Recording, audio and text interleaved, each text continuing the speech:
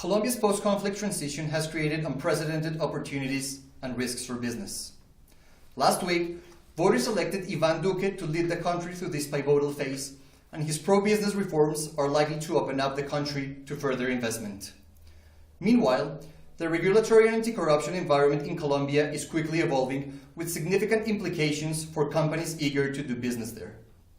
These are the key factors that we consider account for a positive regulatory shift in Colombia. For one, there's a new anti-corruption legislative structure that has increased transparency. These are the so-called second-generation transparency reforms.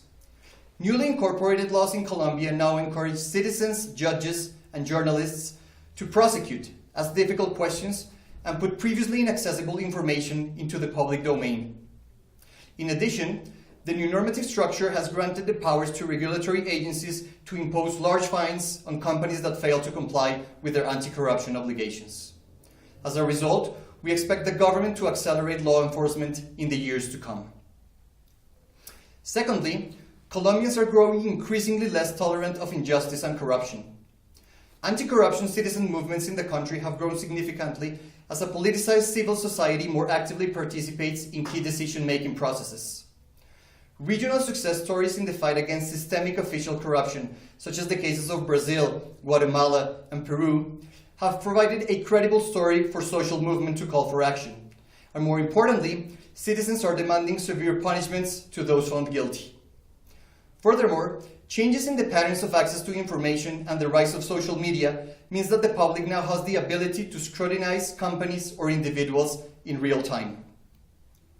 The third one is that external enablers are playing a key role in enforcement. Recently, Colombia has extended their desire to crack down on corrupt practices by turning to cross-border initiatives by looking at the FCPA or the anti-corruption legislative structures. As a result, we expect for the regulatory bodies to rely on multinational cooperation to assess and enforce compliance. Another related factor is Colombia's recent admission to the OECD. On paper, Colombia's anti-bribery policies adhere to international standards. However, as part of its commitments to the OECD, regulatory bodies in Colombia have already made significant technological investments to keep track and target corruption in the country in the years to come. The final noteworthy point is Colombia's anti-corruption referendum, which was recently approved by Congress. On August 26th, Colombian citizens will vote on an anti-corruption consultation which aims to lower congressional salaries, force members of the Congress to disclose their income taxes, increase punitive measures for corruption convictions, reform bidding processes for large public contracts, and require citizen participation in transparent budget assignation debates. Control Risk expects that the public will vote affirmatively to pass all these measures.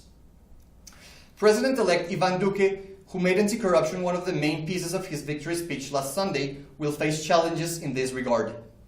His administration must regain the trust and confidence of citizens following high public-profile corruption scandals in recent years.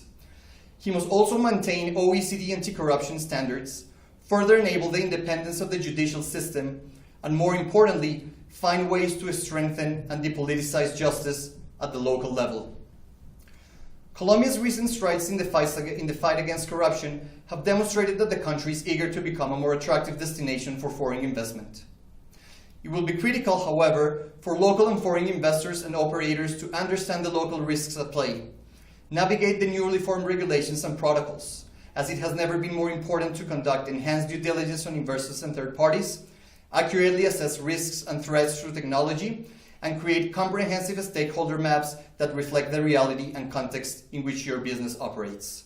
Stay tuned for more insight on investing in Colombia in 2018 from Control Risks.